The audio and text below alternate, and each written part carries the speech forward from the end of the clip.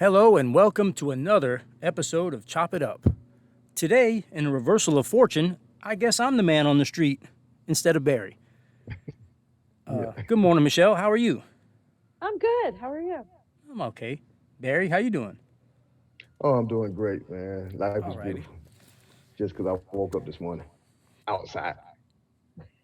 Awesome. Well, I've been on the run all morning, actually, since about 5 o'clock. So, this is the time for me to slow down and get things together.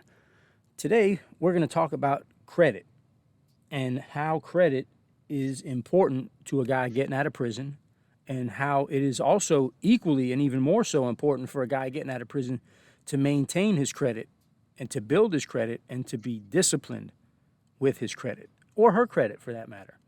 So, Barry, you and I have had two distinctly different experiences with credit. I'd like you to start off with some of the things Okay. that you've experienced and some tips you got for the guys out there or for their families, people who are interested in Yeah. helping somebody getting out of prison. Okay.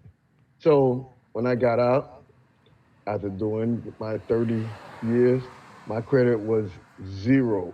Every time I put in the free credit report stuff, was sorry, we can't find we don't have enough credit history for you to file a report. So I had zero credit, which meant that there was no, even once I got a job, there was no going down to the car lot and trying to get me a car and things like that.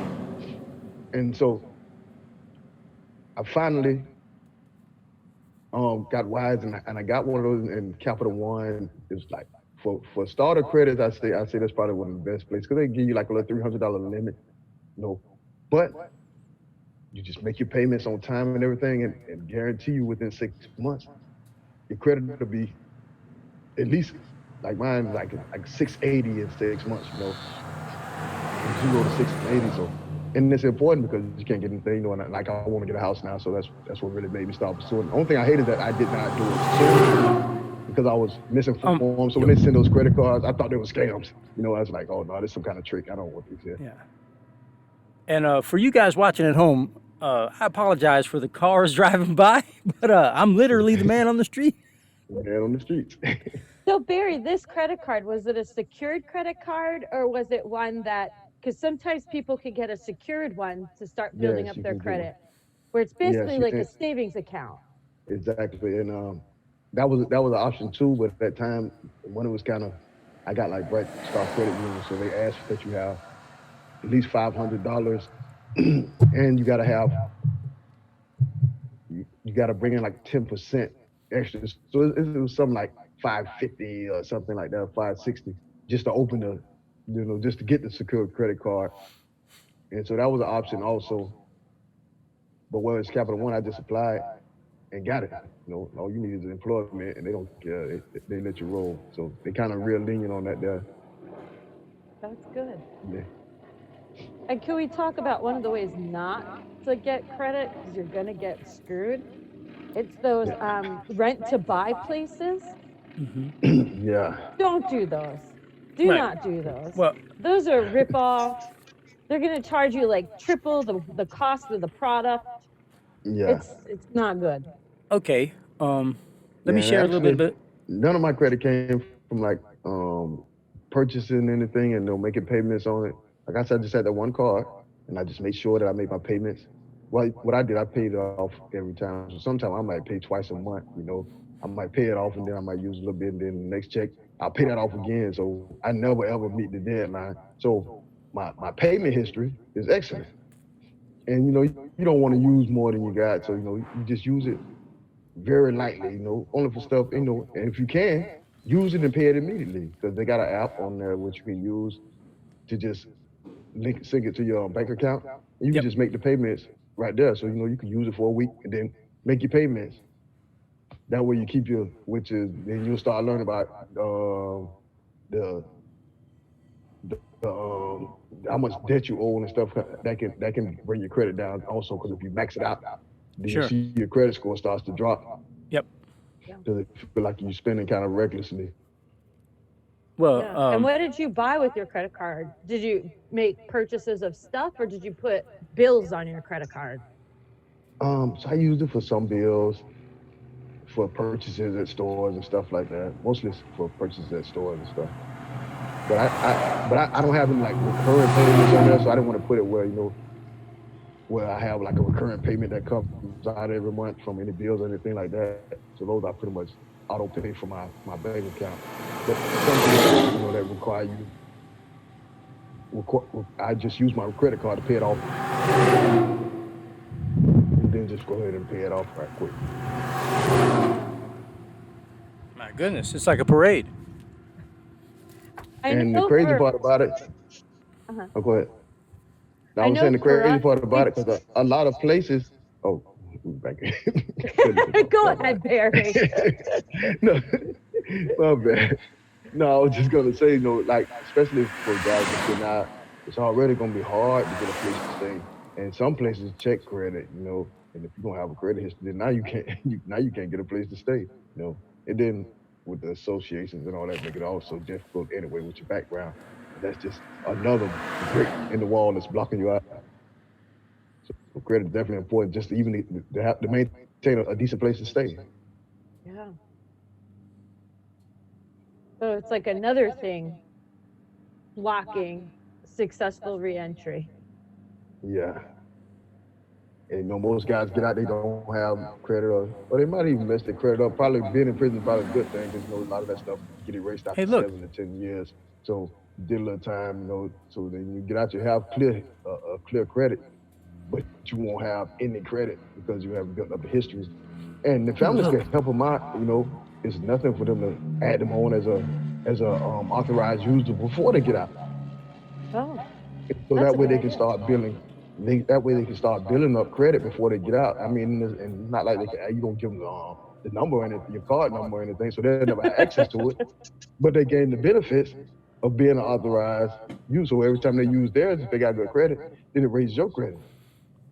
Yeah. Well, and then I'm sure the family can use that number then to kind of start building something to pay for JK stuff. Actually, yeah, exactly. I got my first credit card when I was 15. I can't hear. Robert, all right. Loud and clear, Captain. What I said was, I actually got my first credit card when I was 15. Sprint was a brand new company, and the commercial came on, if you want a Sprint card, dial 1-800-PIN-DROP. So I dialed it, and they sent me this mirror-faced credit card. It was just a calling card. And back then, we were all rocking the beepers anyway. There wasn't any cell phones. This is 1986. Yeah. So 86, 87. And from that, I got a Diners Club card. And then even after I went to prison, they were sending all kinds of credit card applications to my house. So by 1990 or 91, I had Visa, MasterCard, American Express. I had all kinds of credit. And I would use them to get comic book subscriptions and newspaper subscriptions and stuff like that. Everything I bought, I funneled through the credit cards. And at one time I had a lot of credit cards, and then my mom started losing track of stuff, so I broke it down to where I had just one. And I had one from like maybe 2010 all the way up to or 2011 all the way up to when I got out. And when I did get out, the first thing I did was go get a cell phone, and then I called my brother. I didn't have the actual plastic card yet, but I had the number. So I started Ubering my ass off. I was Ubering here and Ubering there. Everywhere I went, it was Uber everywhere. And the funny part is, I had an 812 on one when I got out and like an 818 credit score, because I had an extensive credit history and I was always on time. I never had a late payment, So then when I started using it, it went down a little bit because it said, irregular usage. So it went down a little bit, then it went back up. And where I made a very crucial mistake, and guys who are still locked up, family members of people who are locked up, you can get a credit card for your loved one and use it to send the JPay money. Use it for everything that he needs. If you're buying him some books, use it to buy the books. If you're buying him newspapers, use it for the newspapers. Just have traffic on it, and it will build a credit history for when he gets out. Now, I'll talk about when he gets out in a minute, but the biggest mistake I made was thinking that other people were going to be responsible for my credit. When I went to get my vehicle, instead of paying for it outright, I wanted to finance it to build more credit history. So I paid most of the vehicle and then financed a portion of it. And what they did was they automatically applied me to 5 or 6 different lenders who all did a hard inquiry on my credit, where I learned now that what I should have done was told them, listen, we're going to do this one lender at a time. You put it into one first. If they don't want me, go to the next, Because those 5 inquiries dropped my credit score down like 30 points, because of that, only because of that. So, I mean, and for me, really, it was just a matter of principle, because the threshold for getting things is like 650. So I can still get whatever I want, but it was just a matter of pride that I was in the 800s. You know what I mean? And that was where I wanted to stay. So I learned a valuable lesson. And for guys who are getting out of prison that do get credit cards and can get credit cards, one of the mistakes that I know a lot of people are making is they count the credit cards as extra income. Like, well, I got 700 cash, but I also got 1,500 credit, so that gives me 2,200 to spend. That's a recipe for disaster. No. What you do is you funnel your hard cash, what you have earned in your bank account, through your credit. I really don't pay cash for anything anymore. Everything I get on a credit card. I mean, I get points for it if I spend, or I get money off. I get a check back at the end of the year, whatever it is. So I use it. And basically, it's an incentive for them to be able to track me, because the credit card companies accumulate this data and they sell it or do whatever they're going to do with it. So, I mean, whatever they do with it is their business. But I use the credit cards on everything just so I can get the money back. I'm not going to get money back if I spend cash, but I get money back if I spend credit cards. So I use, but I don't spend money that I don't have. If I say I'm going to spend X amount of dollars this month, I just spend X amount of dollars on credit, through my credit card. And I have my internet connection hits off my credit card. My school stuff hits off my credit card. So I try to spend as little paper money as possible. And I spend it all on plastic. Or I say I spend it through plastic. Yeah. Yeah, and that is an important thing as far as hard inquiries. That they do drop your score. They want you to be around 3 within a 2-year period. Right. So that's another thing. Don't get out and just start applying for credit cards. Like I said, get you 1 or 2. Get you 1 really. You only need 1, because I'm living proof. You only need 1. Visa which is I wish I would have done. Yeah, which I wish I would have done a year and a half ago. Right. Then it would have helped build up my credit history. But see, and you know what's crazy, Barry? I remember we had this conversation when we were in jail. Don't you recall we were talking about this in the county, and we were planning on how to, get in and fit in and make things happen? But I guess sometimes you just get caught up in other things. Yeah, you know what it was? It was kind of a little bit of fear. I was like, man, I don't really want to get no credit cards right now. And then I got caught up, because I was working I was working at a temp agency at first, so I knew that wasn't going to be a regular thing. So I said, man, you know what? I'm not going to touch that. And then, they called, they got some cards where they might ask you to put down $100 or $120 or whatever. And I thought, like, man, that's some kind of scam or something. Man, I'm not going for that. Which I wish I would have done it anyway. Well, like I say, that's one of the easy ways they got. I got the Sprint card, and then every time my little beeper would go off, I would just pull up on a payphone and dial my PIN number and call somebody. I never had to put change in. Yeah. So my phone bills were like $15, $16 a month. And I would pay it off. Yeah. And then that was really where my credit built from, was from using payphones. Which is... But it's interesting how you had that fear, Barry. Yeah, because I always been like that with money. For I never like to spend more than I have, and I wanted a secure source. So I really was kind of like waiting until I got a permanent job, and then I still hesitated after that there. But yeah, I did have that fear because I had never dealt with credit cards before, But I've heard all the credit card horror stories. Sure. How but see, most debt. of those horror stories come from neglect. Yeah.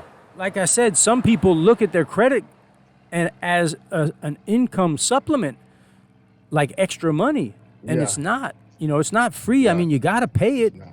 And then they get themselves in trouble with they'll see the minimum balance. Like you might owe $270 and it says minimum balance is $35. So they pay the $35 thinking that the rest of it is free, but it's not.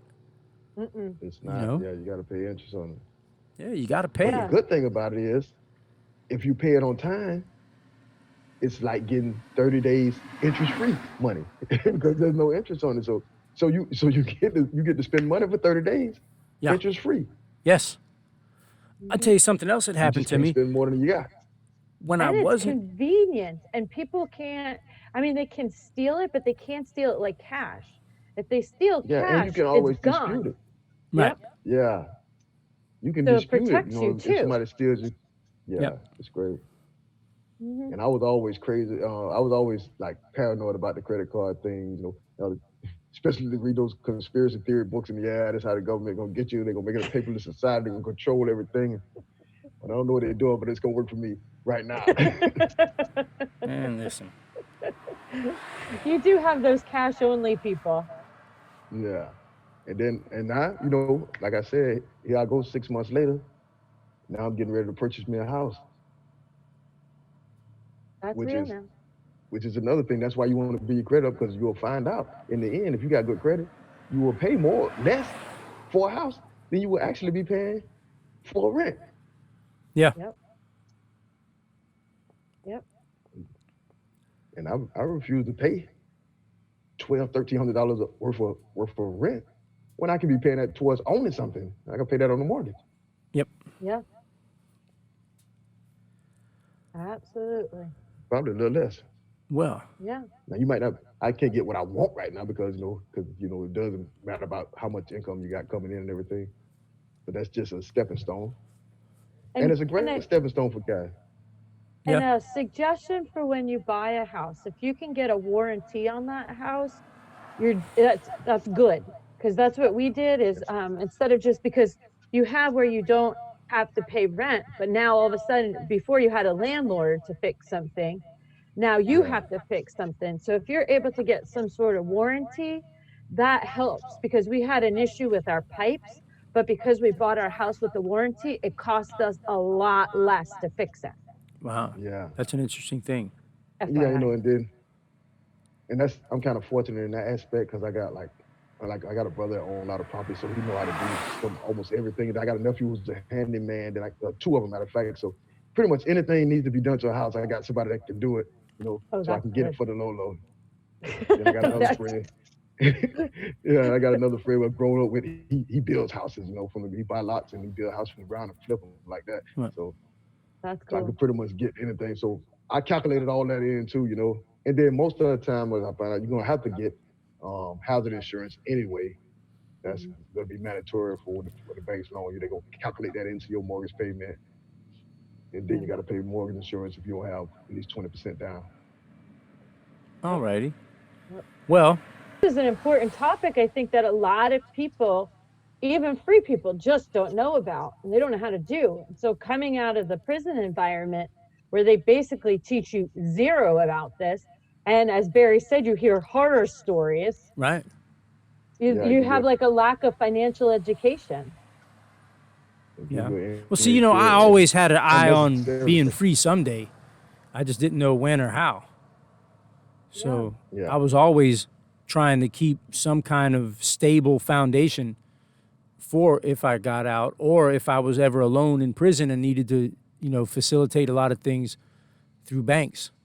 I needed to have a financial history. So yeah. And some of us come from families that's a great thing. Yeah, and I know, Robert, your family is a little bit different, that they have a lot of those financial smarts. But I know probably Barry's family, and my family definitely, they weren't very financially savvy. No. Right. So learning all that stuff too, because watching them have bill collectors call and phones cut off and all that irresponsibility, it's also something scary to get your own credit when you see how badly it can go personally.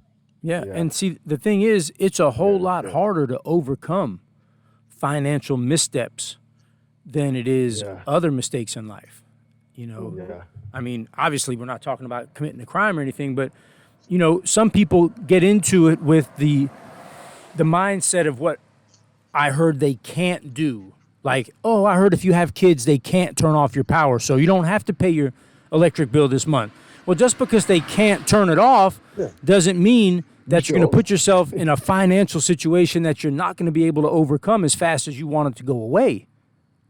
Exactly. You know, so some people think that they're going to game the system or beat the system, and the truth to that is these financial institutions have been doing what they do a whole lot longer and a whole lot better than these guys that are thinking that they can get over or thinking that they can, you know, control the situation. The easiest way to control it is to exist within the confines of the system as it exists, you know. Yeah.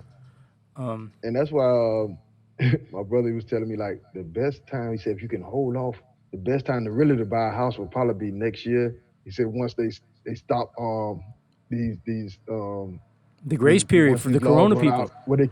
Where they can't foreclose on them and they can't evict them. So that'll be the greatest time. Real estate is a cutthroat business. And foreclosure. Yeah, real estate is a cutthroat business, man, definitely. And honestly, I'm looking for a townhouse right now because I rent. We'll get back to the credit situation on another episode. Hope you guys have enjoyed it and found it informative. All our contact information will be in the description below, and please reach out to us if there's anything we can present that you'll find helpful, or if we can help you with the situation that you have ongoing with the Department of Corrections. And that's about all, right, fellas? Yeah, and people, if you can, please add your loved ones on as a authorized user on your accounts if you can. That's right. Just do that favor for them so that they get out. It'll make it that much easier, especially if they're in the 2-year range or something. It's time, the earlier you do it, the better. Because that should be part of the family reentry program. Yes, definitely. All right. Yeah. See everybody later. All right.